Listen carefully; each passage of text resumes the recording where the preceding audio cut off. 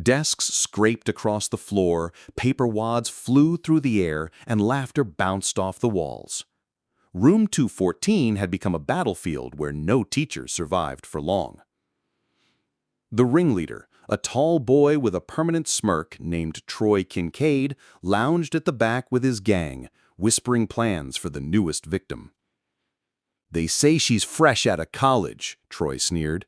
"Let's break her before she even unpacks her desk." The others chuckled, eager for blood. For weeks, every substitute or new teacher had crumbled under their games. One left crying after 3 days. Another never came back after being humiliated in front of the class. The seat at the front was cursed. But then the door opened. A woman in her early 30s stepped inside, carrying no pile of books, no stack of papers, only a single notebook and a stick of chalk. She wasn't tall or intimidating by size, but something in her eyes froze the room for a heartbeat. They were steady, calm, and unafraid.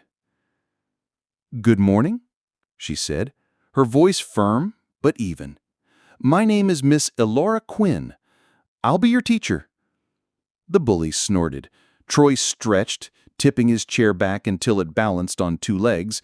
"Bet you won't last till Friday," he called out loudly, earning laughter from his friends. Elora didn't flinch. She simply walked to the chalkboard, turned her back, and began writing her name. That was the moment every teacher fell victim, the moment when chaos erupted. A spitball whizzed through the air, a desk screeched as someone shoved it, laughter rose like a wave. But before the noise reached its peak, Elora dropped the chalk, spun around, and snatched the spitball from the air with startling reflex.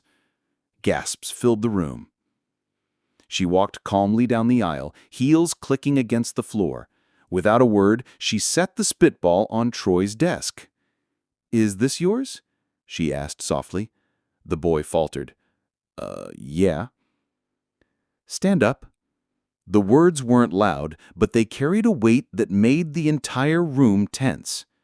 No teacher had ever dared order Troy like that. He hesitated, then slowly stood, the smugness draining from his face. Elora leaned closer, her voice cutting through the silence like a blade. "You thought you had 60 minutes to break me. I only need 60 seconds to break you." Her eyes locked on Troy, then swept across the rest of the gang. "Sit properly, all of you." For a second, no one moved. Then Troy dropped his chair legs to the floor with a sharp thud, and the rest scrambled to follow. The authority in her tone was undeniable. Elora opened her notebook and flipped through several pages.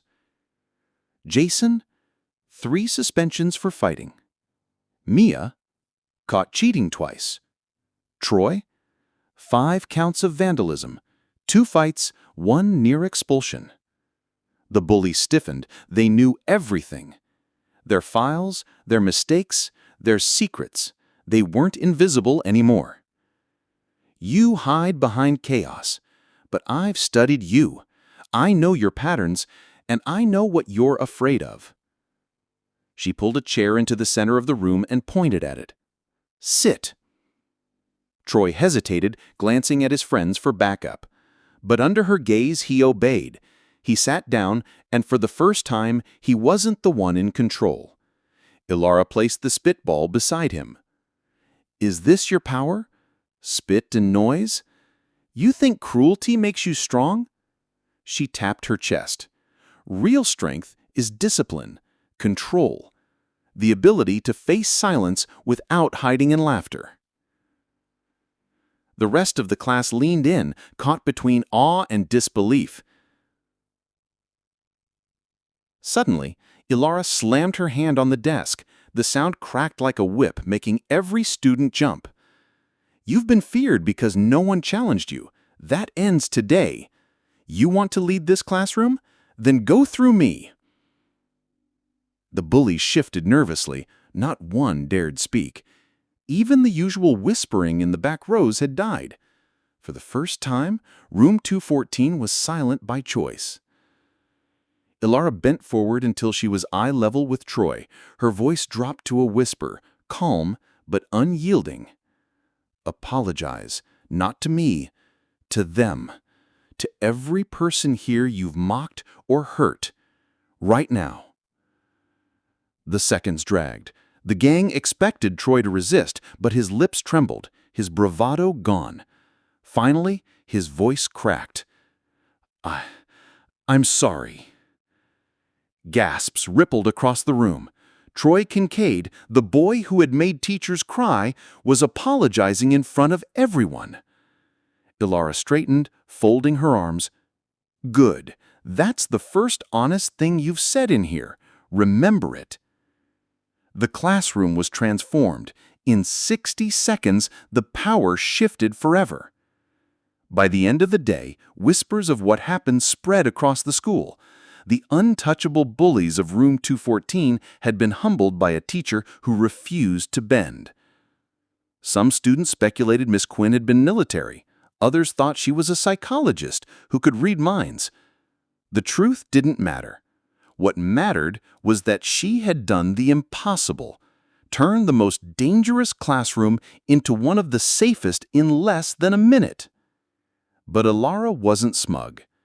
After class, she calmly erased her name from the board, packed her notebook, and sat quietly reviewing notes. A shy girl from the front row lingered. "Miss Quinn?" she asked softly. "How did you do that? No one ever stood up to them." Ilara smiled faintly. Bullies feed on fear. Take away fear, and you take away their power. Sometimes all it takes is 1 minute of courage. The girl's eyes glowed with admiration. For the first time in years, hope returned to room 214. The following week, Troy and his gang walked differently, not with arrogance, but with awareness. They didn't dominate the hallways anymore. They sat in class, quieter, more cautious. Other students, who once cowered in silence, began to raise their hands, ask questions, and even smile during lessons. And Miss Ilara Quinn? She remained a mystery. No one knew where she found her steel, or why she seemed utterly unshaken by chaos. But her students knew one thing for certain. She wasn't just another teacher. She was the teacher who in 60 seconds changed everything.